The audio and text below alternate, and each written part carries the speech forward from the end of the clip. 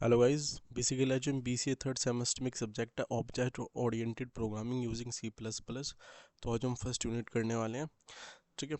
और बेसिकली मैंने आपका सिलेबस टेलीग्राम पे डाल दिया था, एक बार चेक कर लेना। वैसे मैंने आपका कोई भी इस यूनिट में कोई भी टॉपिक मिस नहीं किया है, फिर भी आप चेक कर लेना। ओके, ठीक है। जो इस पे फर्स्ट टॉपिक है what is object oriented programming, second है what is programming paragraphs and its type, फिर data abstraction, encapsulation, inheritance, polymorphism, different between C and C plus plus, different between C in and C out, new operator, delete operator and what is operator and its type. तो ये basically topic हो जाते हैं जो आपके syllabus पे हैं।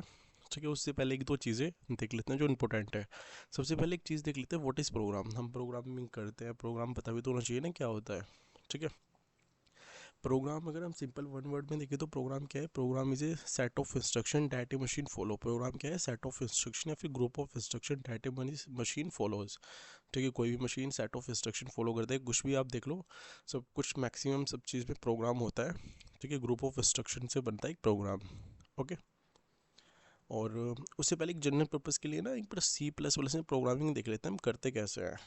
ठीक है, ओनली जनरल पर्पज़ के लिए आइडिया हो जाएगा आपको सी इन सी आउट का यूज़ कैसे होता है। ठीक है। सबसे पहले हम जैसे हम सी में करते थे, सी प्लस प्लस में भी सीक्वेंस सेम है, बस थोड़ा मतलब पैटर्न फॉर्मेट कह लो वो चेंज हो जाता है। ठीक है। प्रिंट एफ की जगह सी आउट का यूज़ करते हैं, स्कैन एफ की जगह सीन का यूज़ करते हैं, मेजर डिफरेंस है दोनों में। ठीक है। उस और हेडर फाइल चेंज हो जाती है। सी प्लस प्लस में हम यूज़ करते हैं हैश इंक्लूड आई ओ स्ट्रीम डॉट एच। ठीक है, ये हेडर फाइल इसमें यूज़ करते हैं फर्स्ट पॉइंट। सेकंड में using name space S T D. Name space हम करते हैं ताकि नेम मतलब ग्लोबलाइज ना हो, एक जैसे ना हो। ठीक है, अलग करने के लिए नेम को, इसलिए हम नेम स्पेस का यूज़ करते हैं इसमें। ठीक है, यूजिंग नेम स्पेस इसको भी हम आगे चल के पढ़ेंगे एंड में आके। ठीक है, फिलहाल आप ये याद के रखना, हेडर फाइल और यूजिंग नेम स्पेस। ओके, ये आपके यहाँ पे दो चीज़ें हो जाती है। उसके बाद में इंट मेन, कोई भी प्रोग्रामिंग हो आपका हमेशा प्रोग्राम क्लास से हो विदाउट क्लास की हो, हमेशा मेन से स्टार्ट होता है, इंट मेन से। ठीक है। सी आउट में जो भी मैं लिखता हूँ डबल कर्सिव ब्रैकेट में, वो मतलब आउटपुट में एज ए आउटपुट प्रिंट हो जाता है। ठीक है, इतना आपको पता होगा। नहीं पता तो कोई नहीं, अब पता कर लो, कोई बात नहीं यार, होता है। सी आउट पे जो भी मैंने इसके अंदर प्रिंट किया डबल कर्सर में, वो बाहर एज ए आउटपुट प्रिंट हो जाता है। ठीक है। सी आउट मैंने लिखा हैरो वर्ल्ड, तो hello world as a output print हो गया। ठीक है। अब नेक्स्ट देखते हैं। नेक्स्ट में मैं चाहता हूँ नेक्स्ट सी में हेडर फाइल लगाई using name space S T D और इंट मेन से प्रोग्राम स्टार्ट हुआ। फिर ये जाता है सी आउट में लिखा है hello world as a output print हो जाएगा। ठीक है। फिर सी आउट में this is my first program, तो ये भी प्रिंट हो गया। अब आपने एक चीज़ नोटिस की, इसमें ना एक स्पेस आ गया, वो नेक्स्ट टाइम में आया, वो क्यों आया? अगर स्पेस के दो तरीके हैं सी प्लस प्लस में करने के, या तो हम स्लैश एन लगा लेते हैं। ठीक है, हेलो वर्ल्ड से बाद में, या फिर this is my first program इससे पहले अगर हम स्लैश एन लगा ले तो स्पेस आ जाएगा। बट हम अगर इसकी जगह ना ना लगा के ई एन डी एल का यूज़ करें, ठीक है, एंड ली, अगर हम इसका यूज़ करें तो हमारा मतलब नेक्स्ट लाइन में ब्रेकआउट हो जाता है प्रोग्राम। ठीक है, तो इसका भी हम यूज़ कर सकते हैं। वैसे मैं हर चीज़ में सी का यूज़ करूँगा क्योंकि कुछ नया पढ़ते हैं ना। ठीक है, इसलिए। और जावा में आप जाओगे उसमें भी आपको कुछ नया मिलेगा, तो इसमें ये नया फिर तो कह सकते हैं थोड़ा नया है, इसलिए। ओके, मैक्सिमम जब भी करूँगा मैं इसका यूज़ करूँगा, उसका भी कहीं कहीं करूँगा आगे चल के। ठीक है, तो वही चीज़ है। मैंने लिखा सी आउट में हेलो वर्ल्ड प्रिंट हो गया, सी आउट में फिर मैंने लिखा this is my first program, ये भी प्रिंट हो गया एज ए आउटपुट। फिर नेक्स्ट में जाते हैं, अभी इनपुट लेते हैं इसमें। ठीक है, इस प्रोग्राम में, अब इस प्रोग्राम में मैंने शुरू में हेडर फाइल लगाई हैश इंक्लूड आई ओ स्ट्रीम डॉट एच। उसके बाद में using name space S T D, name space के लिए इंट मेन से, हमेशा कोई सी भी लैंग्वेज हो प्रोग्राम हमेशा इंट मेन से ही चलता है, मेन से स्टार्ट होता है आपका प्रोग्राम। वॉइड लगा लो, इंट लगा लो, वो आपके ऊपर है। ठीक है, जब हम यहाँ पे इंट लगाते हैं तो हम रिटर्न जीरो करते हैं, जब वॉइड लगाते हैं ना यहाँ पे वॉइड मेन, तो हम कुछ रिटर्न नहीं में करते हैं। आपने नोटिस भी किया होगा ये चीज़ें, नहीं किया तो मैं बता देता हूँ। अगर हम इंट मेन लगा रहे हैं तो हम रिटर्न जीरो करते हैं साथ में। ठीक है, तो फिर मैं एक वेरिएबल ले लेता हूँ इंट ए के नाम से। ठीक है, बेसिकली हमें एक प्रोग्राम में करना क्या है, यूज़र से एक नंबर लेना है और वो इनपुट कराना है, इनपुट लेना है नंबर और डिस्प्ले पे प्रिंट कराना है। ठीक है, तो मैंने क्या किया, मैंने इंट ए एक वेरिएबल किया ताकि हम उसमें ए की वैल्यू स्टोर कर सकें, इसलिए। ठीक है, सी आउट में मैंने लिखा एंटर ए नंबर, जो हमने इसके अंदर लिखा एज ए आउटपुट प्रिंट हो गया। तो अपने यूज़र को कहा एंटर ए नंबर, सी इन से ए वेरिएबल जो था हमने उसे टेकिंग ए इनपुट, हमने एज ए इनपुट ले लिया, तो 4 यूज़र ने नंबर दिया और आउटपुट में हमने क्या किया, दिस नंबर इज़ 4, ठीक है, हमने बाद में वो प्रिंट करा दिया। तो बेसिकली ये इंपॉर्टेंट नहीं है, बट फिर भी आपको एक जनरल आइडिया के लिए मैंने 2-3 प्रोग्राम इसमें बनाए थे, ताकि आपको एक आइडिया हो जाए सी इन सी आउट का काम क्या होता है। बस इसीलिए इसको नोट मत करना, आइडिया के लिए कर सकते हो वैसे, आपको सही लगे जैसे, बट फिर भी आपको एक जनरल पर्पस आइडिया के लिए आपको पता चल गया होगा। अब आगे चलते हैं, जो आपका मेन टॉपिक है वो यहाँ से स्टार्ट होता है, ठीक है। एक चीज़, ठीक है, अब 1 घंटा जितने की भी वीडियो, आधा घंटा 1 घंटा, प्लीज़ इसको ध्यान से देखना, ठीक है। आप पढ़े हो या नहीं पढ़े हो मैटर नहीं करता है, इसमें आपके नोट्स हैं, एग्जाम्पल हैं, डायग्राम है, वो मोस्ट इंपॉर्टेंट है, सबसे ज़्यादा इंपॉर्टेंट डायग्राम है अगर अच्छा स्कोर करना चाहते हो, ठीक है। ओके, और एक चीज़ और, मैं ना हर यूनिट की वन शॉट वीडियो लेके आऊँगा आपकी, इसमें पाँच पाँच यूनिट 5 यूनिट आई थिंक, हाँ, ठीक है। तो आपकी 5 वीडियो आएंगी, तो प्लीज़ यार देख लेना उनको, इतना तो कर ही सकते हो, अच्छे से पास हो जाओगे। और एग्जाम्पल मोस्ट इंपॉर्टेंट है अगर अच्छे नंबर लेके आना चाहते हो, ठीक है। तो स्टार्ट करते हैं फर्स्ट टॉपिक, फर्स्ट यूनिट का फर्स्ट टॉपिक, ठीक है। एक मॉस ये चीज़ ना, आप ओप्स इसमें भी पढ़ोगे, जावा में पढ़ोगे, व्हाट इज़ ओप्स। ओप्स क्या है, ऑब्जेक्ट ओरिएंटेड प्रोग्रामिंग, ठीक है। ओप्स एक सिर्फ प्रोग्रामिंग मॉडल है और कुछ नहीं है, ठीक है, प्रोग्रामिंग लिखने का तरीका कह लो, ठीक है। ये चीज़ें आपको आगे भी चल के काम आएंगी, इसलिए थोड़ा ध्यान से पढ़ना है ये चीज़ें, ठीक है। सबसे पहले वो लिखा है, what is object oriented programming. OOPS stand for Object Oriented Programming. OOPS is a programming model organizing around object other than action and data other than logic, ठीक है। और OOPS is a programming model है जो organizing around object other than action and data other than logic, ठीक है। OOPS Object Oriented Programming C++ is approach or a programming pattern where the program are structured around the object other than function and logic. It make the data partition into two memory areas, data and function. It help the code flexible and modulus. अब मैं बताता हूँ उसमें होता क्या है। ये तो डेफिनेशन वो है जो आपको पेपर में लिखी आनी है, ठीक है, समझ गए इतना। ये तो आपको वो करना है अगर एग्जाम में क्वेश्चन आता है। इसमें क्या होता है, इसमें कोई भी चीज़ को, जैसे कुछ भी चीज़ है, एक ऑब्जेक्ट है, उसको 2 जगह डिवाइड कर देता है, डाटा और फंक्शन में, ठीक है। आपने देखा यहाँ पे data partition into 2 memory areas, ठीक है। किसी भी चीज़ को 2 जगह डिवाइड कर देता है, एग्जाम्पल के लिए डाटा और फंक्शन, ठीक है। बेसिकली इस डायग्राम में आप देख रहे होंगे, इसमें दे रहा था 3 ऑब्जेक्ट ABC, ओके। 3 ऑब्जेक्ट में क्या है, डाटा डिवाइडेड, डाटा और फंक्शन में, और फंक्शन तीनों के ना, तीनों ऑब्जेक्ट कनेक्ट है एक दूसरे से, उसमें क्या हो रहा है, कम्युनिकेशन हो रहा है, ठीक है। तो डाटा टे फंक्शन कनेक्ट है, और फंक्शन तीनों ऑब्जेक्ट का आपस में कनेक्ट है, समझ रहे हो। तो आपस में उससे उसके थ्रू क्या हो रहा है, तीनों जितने भी हो, तीनों चारों, उनमें क्या हो रही है, कम्युनिकेशन हो रही है फंक्शन के थ्रू, ओके। तो ये डायग्राम मोस्ट इंपोर्टेंट है, एग्जाम में बना के आना है अगर अच्छा स्कोर करना चाहते हो तो, ठीक है। अब जितनी भी आप प्रोग्रामिंग पढ़ोगे C++ में, आपके जो सिलेबस में है, वो सारी की सारी इन टॉपिक के ऊपर बेस है, जिसको हम कहते हैं feature of object oriented programming. First topic इसमें क्या होता है, ऑब्जेक्ट, फिर आते हैं क्लास, फिर abstraction, polymorphism, inheritance, overloading, encapsulation. Class और ऑब्जेक्ट आप नेक्स्ट यूनिट में पढ़ोगे, सेकंड में। अब्स्ट्रक्शन एंड इनकैप्सुलेशन इसी यूनिट में कंप्लीट हो जाएगा आपका। पॉलीमॉर्फिज्म और इनहेरिटेंस आप थर्ड या फोर्थ यूनिट में है। ओवरलोडिंग में पॉलीमॉर्फिज्म के साथ ही आता है, ठीक है। आपकी जितनी भी आपकी प्रोग्रामिंग है ना C++ की, वो सारी इन्हीं के ऊपर बेस है, इससे बाहर कुछ नहीं जाओगे, सारे टॉपिक यही है। क्लास क्या है, what is class, object, polymorphism, inheritance, तो ये फीचर है ऑब्जेक्ट ओरिएंटेड प्रोग्रामिंग। ये फीचर ओप्स के नॉट C++, फिर बता रहा हूँ, ये C++ के फीचर नहीं है, ये ऑब्जेक्ट ओरिएंटेड प्रोग्रामिंग के फीचर हैं, ओके। कंफ्यूज मत हो जाना, एग्जामिनर वाइवा लेते हुए पूछ लेता है कि फीचर बताओ, कभी ओप्स के पूछ ले, कभी C++ के, कभी आप ये बता के आओ C++ के फीचर नहीं है ये, फिर बता रहा हूँ आपको, ठीक है। ये topic what is programming paradise, ये बहुत कम आता है, बट फिर भी इंपॉर्टेंट था, तो मैं चाहता नहीं आपको कोई भी टॉपिक छोटे, इसलिए फिर मैंने इन्वॉल्व कर दिया इसको, ठीक है। इसमें एक 1 लाइन की इसकी डेफिनेशन देख लेते हैं क्या होता है। ए programming paradise a fundamental style of computer programming, ठीक, क्या है, किसी कंप्यूटर प्रोग्रामिंग का फंडामेंटल स्टाइल है लिखने का, ओके, समझ रहे हो। तो बेसिकली इसकी सिंपल में डेफिनेशन ये है। उसके बाद में इसके 2 टाइप आ जाते हैं प्रोग्रामिंग पैराग्राइड्स के, इम्परेटिव और डिक्लेरेटिव पैराग्राइड्स, ठीक है। अब इम्परेटिव में भी 3 जगह डिवाइडेड है ये, procedural, structure, object oriented programming, और डिक्लेरेटिव में फंक्शन एंड लॉजिक, ओके। ये डायग्राम आपको बना के आना है, ठीक है। जो भी मैं डायग्राम इसमें आपको कराऊंगा वो सारे नोट डाउन करना।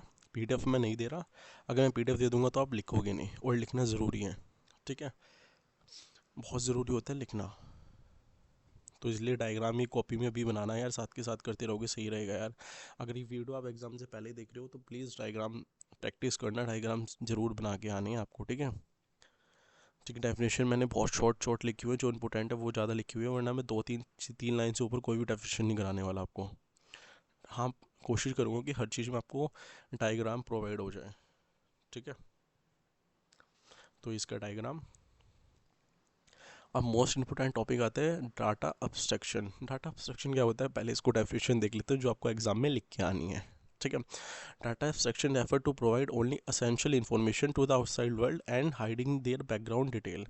डाटा abstraction काम क्या करता है, बेसिकली डाटा abstraction शो करता है ओनली असेंशियल नेसेसरी इन्फॉर्मेशन और हाइड करता है बैकग्राउंड डिटेल, ठीक है। फॉर एग्जांपल आपने देखा होगा एसी, बहुत अच्छा एग्जांपल है। एसी के ऊपर बॉडी लगी होती है तो अंदर पता नहीं चलता कि मतलब उसका पानी कैसे, इंटरनल चीज़ें काम कैसे कर रही है उसकी, है ना। पानी भी निकलता है, कूलिंग भी करता है, मतलब गर्म हवा भी देता है, कैसे चल रहा है वो चीज़ हमें कुछ नहीं पता ना उसका। तो हमें इंटरनल बैकग्राउंड उसका पूरी पूरा हाइड है, ठीक है। और हमें क्या शो हो रहा है, बस सब ठंडी ठंडी हवा जो हमें आ रही है वो दिख रही है, और कुछ नहीं पता चल रहा कि अंदर उसका प्रोसीजर क्या है, ठीक है। Data section is a procedure और मेथड गेनिंग द इन्फॉर्मेशन। क्या है, प्रोसीजर मेथड है गेनिंग द इन्फॉर्मेशन, ओके। अब इसके कुछ एग्जाम्पल है, real life example, AC, योवर card, ATM machine. Data abstraction और इनकैप्सुलेशन, डाटा एब्स्ट्रक्शन और इनकैप्सुलेशन दोनों सिमिलर है, ठीक है, कंफ्यूज मत होना इसमें, ओके। अगर इसमें और अच्छा कॉन्सेप्ट क्लियर करना चाहते हो तो एक बार जाके डिफरेंस कर लेना दोनों में, ठीक है। आपकी कॉन्सेप्ट और क्लियर हो जाएंगे इसमें। अब इसका एक डायग्राम देख लेते हैं, ठीक है। 2 डायग्राम है, फिर इसमें एक प्रोग्राम देखेंगे। पहले डेफिनेशन, फिर डायग्राम, फिर प्रोग्राम, फिर आउटपुट, चारों चीज़ें लिख के आनी है पेपर में, ठीक है। 2 डायग्राम में कोई भी प्रोसेस होती है, कोई भी प्रॉब्लम होती है उसको हम प्रोसेस करते हैं, फिर उसको मॉडल निकल के आता है। हमेशा आप देखो कोई भी दिक्कत होती है, हमें पहले वो उस पर काम करते हैं तभी तो उसका सोल्यूशन निकल के आता है, सोल्यूशन एज ए मॉडल, ठीक है। तो इसका एक डायग्राम हो जाता है। और दूसरा क्या है, data abstraction in C++, they are the two way we can use this, ठीक है। Class and access specifier and header file implementation, okay. और अब इसका एग्जांपल देख लेते हैं, एग्जांपल ऑफ डाटा एब्स्ट्रक्शन। अब ये एग्जांपल इंपॉर्टेंट इसलिए इसमें हमने क्लास और ऑब्जेक्ट का यूज़ किया हुआ है, ठीक है। इसमें आपको ये एग्जांपल नोट करना है और बना के करके आना है, ठीक है। ये नहीं जहाँ से भी आपको सही मिले वो कर लेना, okay. But example most important है यार, अगर अच्छा नंबर लेके आने चाहते हो। और ये एक चीज़ बताऊँ आपको, ये सब्जेक्ट ऐसा है इसमें आपके 95, 94, 92 आराम से आ जाते हैं अगर आप अच्छा लिख रहे हो तो। प्रोग्राम लिख रहे हो, सिंटैक्स लिख रहे हो, एग्जांपल लिख रहे हो, डेफिनेशन लिख रहे हो। इसका तरीका मैं आपको बता दूंगा एग्ज़ाम से पहले कैसे आपको नोट डाउन करना है। फिलहाल आप इसको चीज़ों को समझ लो, ठीक है। 1-2 बार वीडियो देखो, ठीक है। नोट डाउन करना बहुत ज़रूरी है। अब तक आप पढ़े हो या नहीं पढ़े हो मैटर नहीं करता, बट अब फिलहाल पढ़ना है, ठीक है। और एग्जांपल करते हैं। सबसे पहले मैंने इसमें हेडर फाइल लगाई, चलो मैं पहले बताता हूँ उसमें होता क्या है। पैसे हेडर फाइल लगा ली, फिर एक क्लास बनाते हैं, क्लास का नाम ले देते हैं अपनी साइड से, ठीक है। उसके बाद में एक्सेस प्राइवेट रख लो, प्रोटेक्टेड रख लो, पब्लिक कर लो।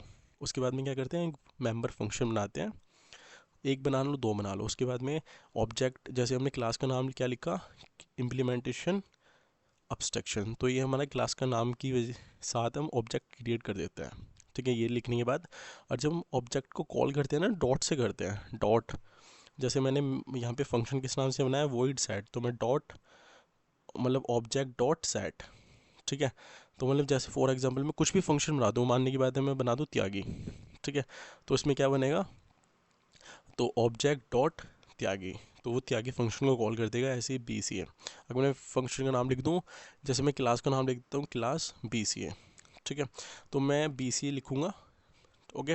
BCA के बाद में मैं ऑब्जेक्ट का नाम कुछ भी लिख दो जो भी आपका मन करे। मैंने फिलहाल OBJ लिख दिया, तो मैं नेक्स्ट लाइन में जाके OBJ डॉट कुछ भी।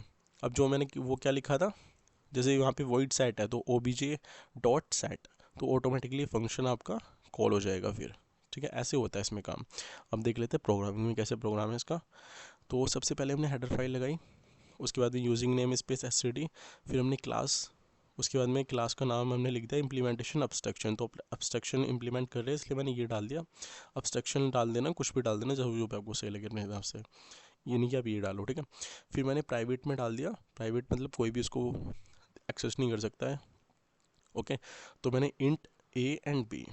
पब्लिक में मैंने एक फंक्शन बनाया void member function void set के नाम से, ठीक है। इसमें मैंने आर्ग्यूमेंट डाल दी इंट एक्स और इंट वाई, ओके। अब मैंने डायरेक्टली इसमें ना इनकी वैल्यू आप देखना भी इसमें काम कैसे हो रहा है। जब मैंने ए इक्वल्स टू वाई किया और b equals a equals to x किया और बी इक्वल्स टू वाई किया, ठीक है।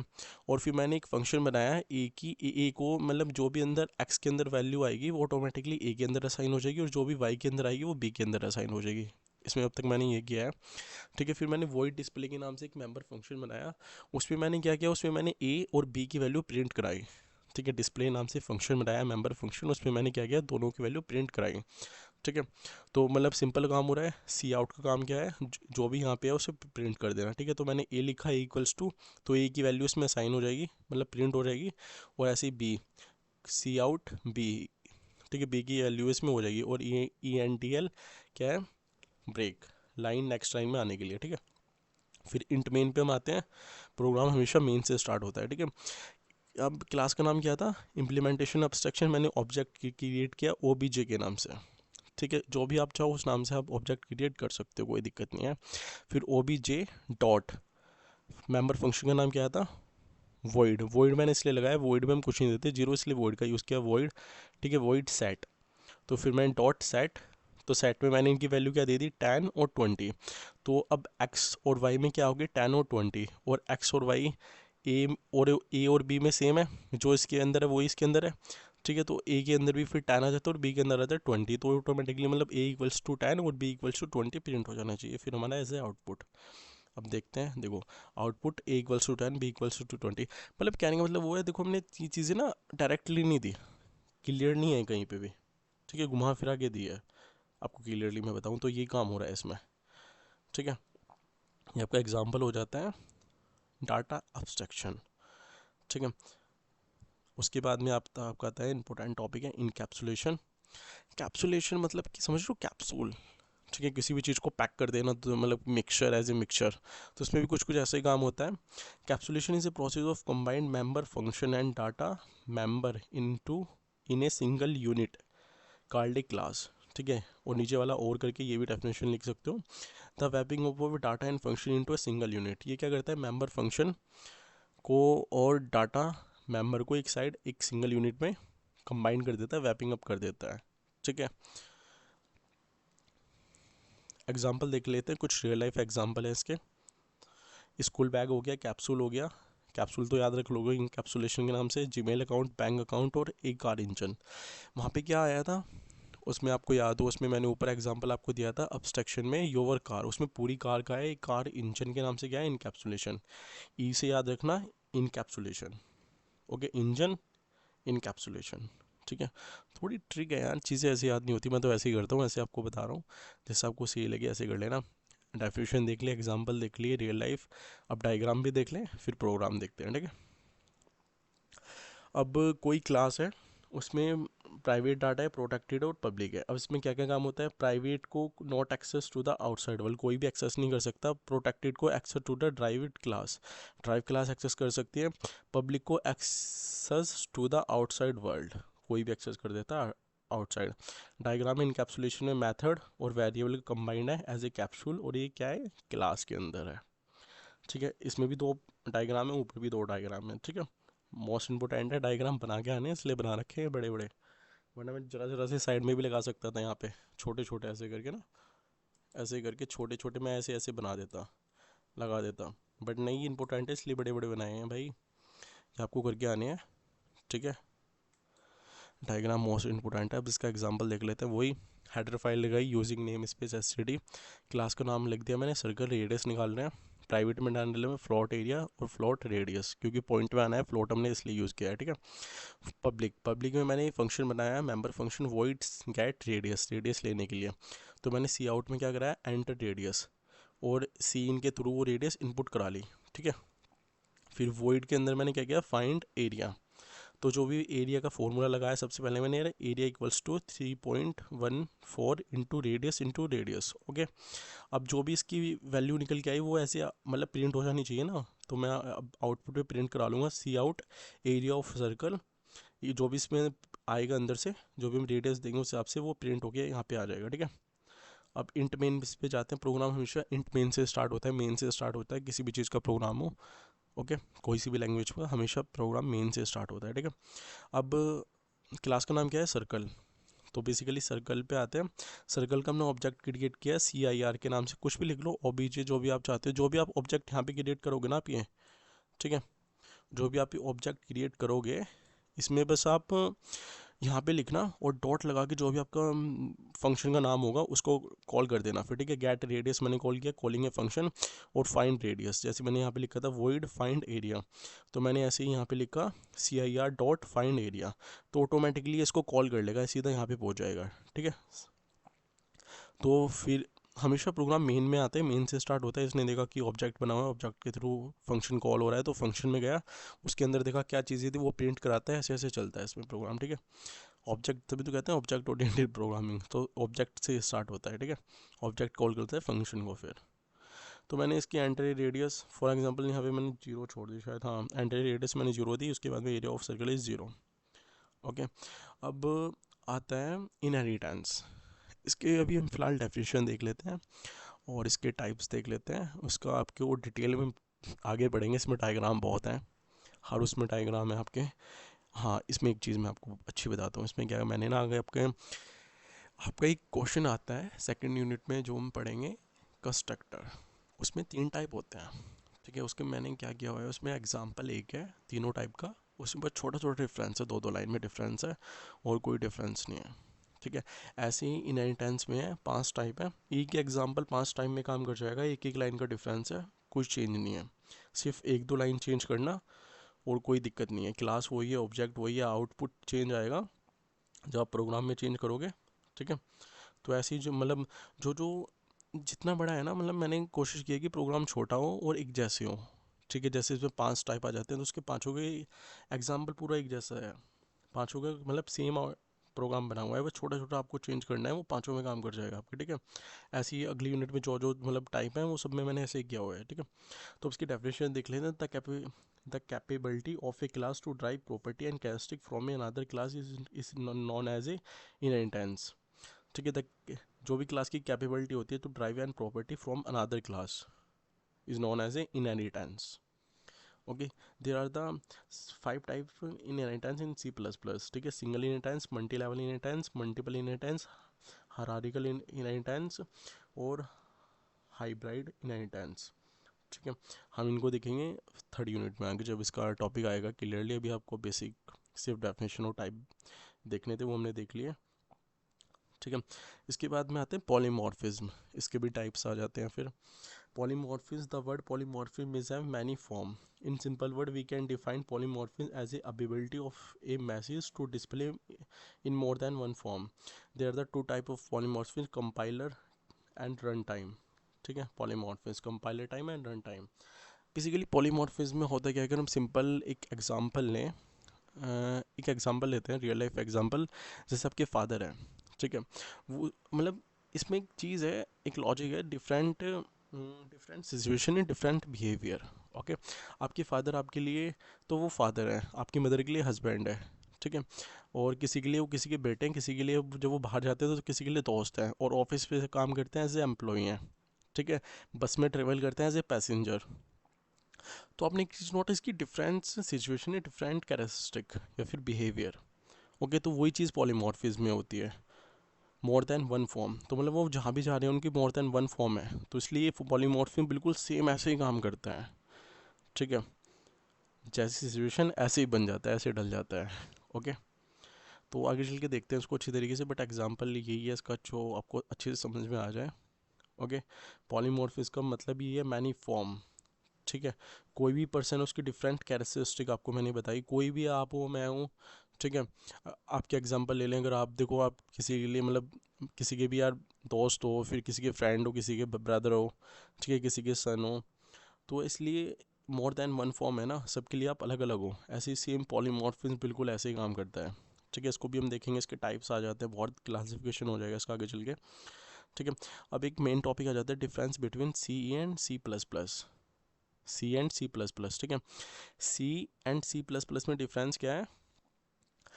किसी भी चीज़ को आप अच्छे से करना चाहते हो तो उसमें डिफरेंस कर लो, बहुत अच्छी आ जाती है, ठीक है। सी इज़ ए प्रोसीड्यूरल और ओरिएंटेड प्रोग्रामिंग लैंग्वेज, और सी प्लस प्लस क्या है? Object oriented programming language. C extension file is C dot C, extension file is dot C P P, ठीक है। C is use scanf and printf for input and out function. C plus plus is use for C in C out function for input and output, ठीक है। और C follow top up approach, और C plus plus follow bottom up approach, और name space function overloading polymorphism inheritance access modifier is not using in C, और C plus plus हम use करते हैं। C is a middle level language और C plus plus is a high level language. अब मैं आपको बताता हूँ याद आपको कैसे करना है, ठीक है। इसमें से आप क्या करना है, इसमें से आप कोई भी 3 याद कर लेना, एक छोड़ देना या 2 छोड़ देना, ठीक है। मिडिल लेवल तो आपको पढ़ रही होगी सी, ये तो आपको याद होगा। सी प्लस प्लस क्या है? High level. अब मैंने आपको बताया था ना, एक चीज़ बताता हूँ आपको लिखना कैसे। अगर डिफरेंस आता है, आ भी सकता है पेपर में, मैक्सिमम आता है। अगर सी नेम स्पेस है, फंक्शन ओवरलोडिंग है, पॉलीमॉर्फिज्म इनहेरिटेंस एक्सेस स्पेसिफायर, ये सिर्फ सी में यूज़ हो, सी प्लस प्लस में यूज़ होते हैं, सी में नहीं यूज़ होते हैं। तो सबसे पहले क्या करना है? Name space and function overloading are not using in C, ठीक है। और सी प्लस प्लस में क्या लिखना है? Name space and function loading are using in C plus plus. एक polymorphism and inheritance are using in C, polymorphism and inheritance are not using in C plus plus. तो मतलब आप ना, अगर आपको ज़्यादा नहीं आता तो ये नाम आपको ऑटोमेटिकली याद हो जाएंगे। जब आप डेली डेली पढ़ोगे उनको तो आपको पता चल जाएगा क्या सी प्लस प्लस में हम पढ़ रहे हैं, और वो चीज़ें हमने सी में नहीं पढ़ी थी। तो आपको डिफरेंस वहाँ से भी निकल के आ जाएंगे, ठीक है। तो आप ऑटोमेटिकली इनको कर लोगे। मेरा कहने का मतलब वो है, क्लास ऑब्जेक्ट हम सी प्लस प्लस में यूज़ करते हैं, सी में नहीं करते। तो एक डिफरेंस ये निकल के आ जाता है कि we can not use the class और object in C, we can use the object class and object in C plus plus. तो ये डिफरेंस आप ऑटोमेटिकली बना लोगे। नाम याद रखना, ठीक है, जितने भी हैं आप बस ये नाम याद रखना, ऑटोमेटिकली आप डिफरेंस कर लोगे फिर, ठीक है। अब डिफरेंस बिटवीन सी इन और सी आउट, इसमें क्या डिफरेंस होता है दोनों में? मैंने थ्योरी नहीं लिखी, थ्योरी लिखता तो आपकी समझ में नहीं आता। जितना जल्दी आपका डिफरेंस समझ में आएगा उतना जल्दी आपकी थ्योरी समझ में नहीं आएगी, ठीक है। तो सी इन को हम यूज़ करते हैं एक्सटेंशन ऑपरेटर, और सी आउट में यूज़ करते हैं इंस्ट्रक्शन ऑपरेटर, ठीक है। वो कुछ इस तरह है, ये आप सिंबल देख रहे हैं, और ये कुछ इस तरह है, ओके। और this is input sentence, this is a output sentence statement, sorry, ठीक है। और C in does not print the message, C out can print output as a message. वो मैंने आपको बताया था, एज ए आउटपुट मैसेज करता है सी आउट। और सी इन क्या क्या करता है? इनपुट के लिए, और सी आउट क्या है? आउटपुट के लिए। एक चीज़ रखना, सी इन का मतलब क्या है? इनपुट, और सी आउट का मतलब क्या है? आउटपुट, ठीक है, ओके। डिफरेंस देख लेना, आ जाते हैं, बताना चाहिए इतना। इसका एक एग्जांपल है, वैसे ऊपर में से कर लेना जो मैंने आपको कराया था, या फिर ये वाला कर लेना, मर्जी आपकी। तो इसका सबसे पहले हम hash include आयोड stream dot H लगा लेना, मर्जी है। वैसे आप जब मॉडल कंपाइलर आए हैं उनमें डॉट एच हम लगाते नहीं है, बट आप टर्बो में करते हो तो टर्बो में डॉट एच का यूज़ होता है, ठीक है। First point. सेकंड बात क्या है कि आप एग्ज़ाम में लिख रहे हो, तो एग्ज़ाम में किताबों में डॉट एच लिखा मिलता है, कहीं पे नहीं मिलता, तो आपको डॉट एच लगाना है, क्योंकि एग्जामिनर फिर कहीं ना कहीं वो मिस्टेक निकाल दे। तो उससे अच्छा है कि आपको अभी लगा के आना। बट मॉडल कंपाइलर जो आ रहे हैं उनमें डॉट एच की ज़रूरत नहीं होती, वो ऑटोमेटिकली ऐसे ही चल जाते हैं उनमें, ठीक है। तो इसलिए कह रहा हूँ प्रोग्रामिंग में लगा के आना है एग्ज़ाम में, ठीक है। टर्बो में बिना डॉट एच के प्रोग्राम रन नहीं करता, डॉट एच ज़रूरी होता है उसमें, ठीक है।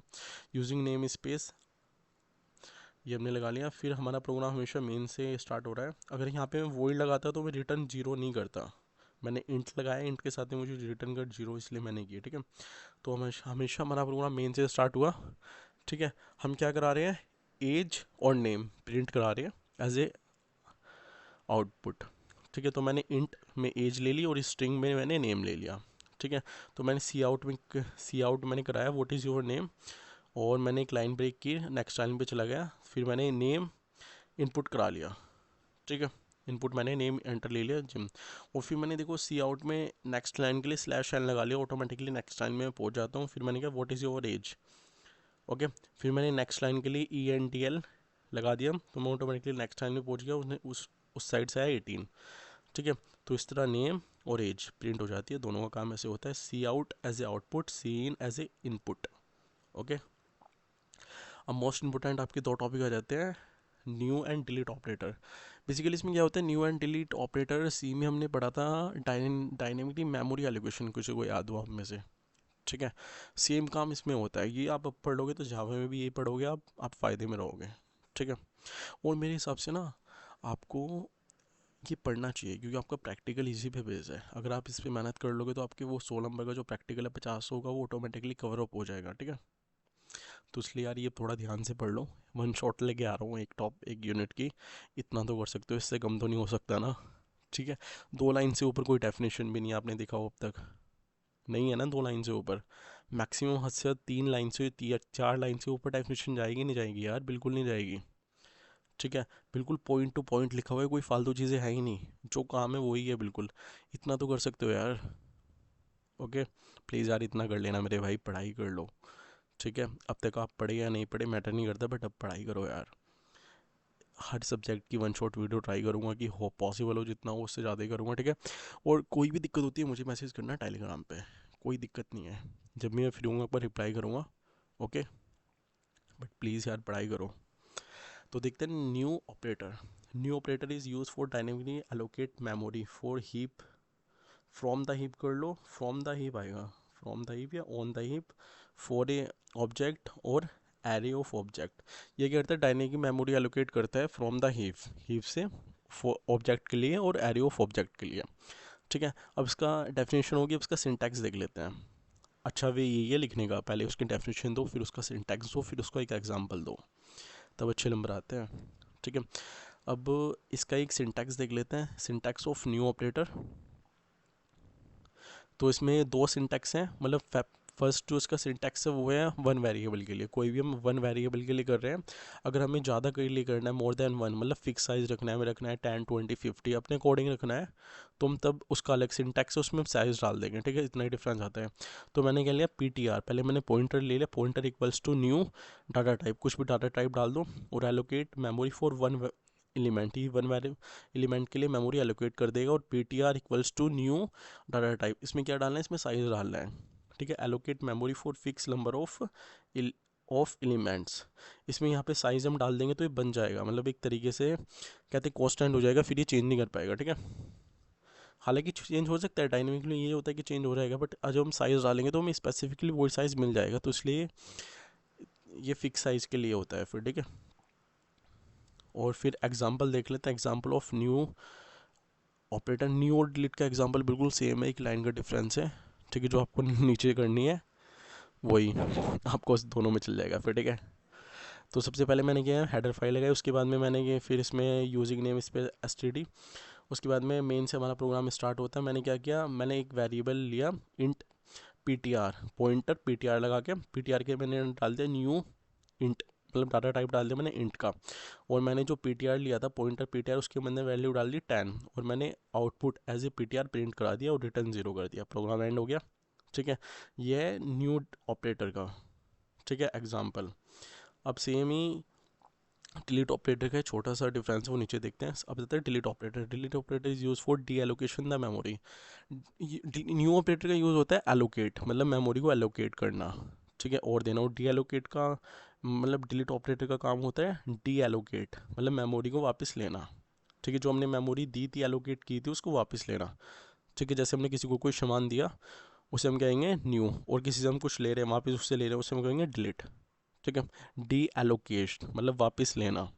Okay, D allocate the memory, उसमें क्या आता है एलोकेट, एलोकेट आ रहा था यहाँ पे DE लग जाता है फिर। ठीक है, सेम है, सिंटैक्स सेम है, एग्जाम्पल सेम है। Okay, example of delete operator, delete इसमें भी वही है कि मतलब D allocate memory for one element, D allocate memory for array, मतलब साइज़ के लिए। ठीक है, तो वन एलिमेंट के लिए क्या है डिलीट PTR, और डिलीट के आगे हम साइज़ डाल देंगे तो वो जितने हम चाहते हैं उस हिसाब से चल जाता है फिर। ठीक है, अब एग्जांपल देख लेते हैं ऑफ द डिलीट ऑपरेटर। तो सबसे पहले मैंने क्या हेडर फाइल लगा ली using name space std, int main से हमारा प्रोग्राम स्टार्ट हुआ। फिर मैंने क्या किया, इंट PTR पॉइंटर डिक्लेयर किया, PTR के मैंने अंदर डाल दिया न्यू इंट ठीक है। उसके बाद में मैंने मतलब जो हमारा पीटीआर था, पॉइंटर पीटीआर, उसके अंदर मैंने 10 असाइन कर दिया, वैल्यू दे दी और मैंने प्रिंट करा दिया। फिर मैंने कर लिया डिलीट पीटीआर, फिर मैंने डिलीट कर दिया पीटीआर को, ठीक है, रिटर्न 0। तो इसी के साथ ये आपका एग्जाम्पल ख़त्म हो जाता है डिलीट ऑपरेटर का। ठीक है, दोनों डिलीट और न्यू के एग्जाम्पल दोनों के सेम है, सिर्फ उसमें एट द एंड मैंने डिलीट पीटीआर करा दिया। उसके बाद में आता है आपका ऑपरेटर। ठीक है, लास्ट टॉपिक है इस यूनिट का। What is operator? Operator is a symbol that tell the compiler to perform mathematically and logically task.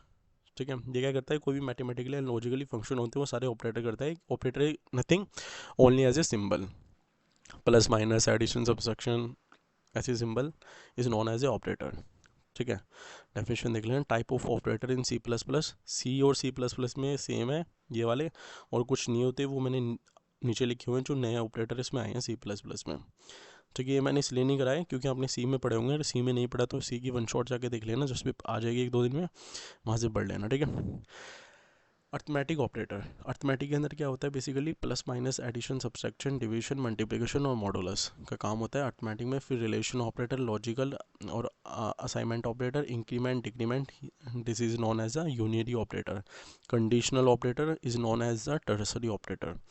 ये क्वेश्चन आ जाता है कंडीशनल ऑपरेटर को कभी टर्सरी के नाम से, कभी कंडीशनल के नाम से। ठीक है, और बिटवाइज और स्पेशल ऑपरेटर, ये ऑपरेटर वो होते हैं जो आपने अब तक सी में भी पढ़े होंगे, सी प्लस प्लस में भी, दोनों में है। अब कुछ नए ऑपरेटर हैं जो सिर्फ सी प्लस प्लस में आए हैं, वो कौन सा है? अगर हम 4 डॉट ऐसे लगाते हैं, सिंपल लैंग्वेज में आपको बताऊं तो 4 डॉट लगा देंगे तो उसको हम कहेंगे scope resolution operator. Next unit में हम पढ़ेंगे, इसके थ्रू हम प्रोग्राम भी करेंगे। ठीक है, और फिर अगर डॉट के साथ पॉइंटर का यूज़ करते हैं तो पॉइंटर टू मेंबर डिक्लेयर, और अगर ऐसे वाला निशान कर दे फिर हम ये, ठीक है, तो इसको हम बोलते हैं pointer to pointer operator, sorry pointer to member operator और पॉइंटर टू मेंबर ऑपरेटर। ठीक है, और इसके बाद में अगर न्यू, न्यू क्या है, मेमोरी एलोकेशन ऑपरेटर, और ई एन डी एल क्या है, लाइन फील्ड ऑपरेटर, मतलब लाइन को नेक्स्ट लाइन के लिए, और फिर ये फील्ड विद ऑपरेटर और डिलीट ऑपरेटर। ठीक है, डिलीट किस लिए यूज़ होता है, मेमोरी रिलीज ऑपरेटर, मेमोरी को रिलीज़ करने के लिए। ठीक है, एंड आई होप आपकी समझ में आया होगा। प्लीज़ यार एक चीज़ बताता हूँ आपको, अगर आपको कोई भी चीज़ समझ में नहीं आती मुझे टेलीग्राम पे मैसेज करना।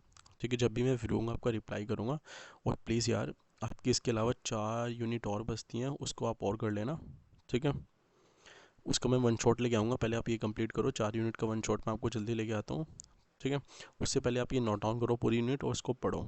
अगर एग्ज़ाम से 1 दिन पहले देख रहे हो, 2 दिन पहले देख रहे हो, तो डायग्राम देख लेना, डेफिनेशन देख लेना, और मतलब मेन मेन पॉइंट देख लेना। ठीक है, डेफिनेशन में इतनी बड़ी नहीं है। ओके, और इन प्रोग्राम मोस्ट इंपॉर्टेंट है, वो आपको करके जाने हैं। And please be continue your study. ठीक है, थैंक यू गाइस।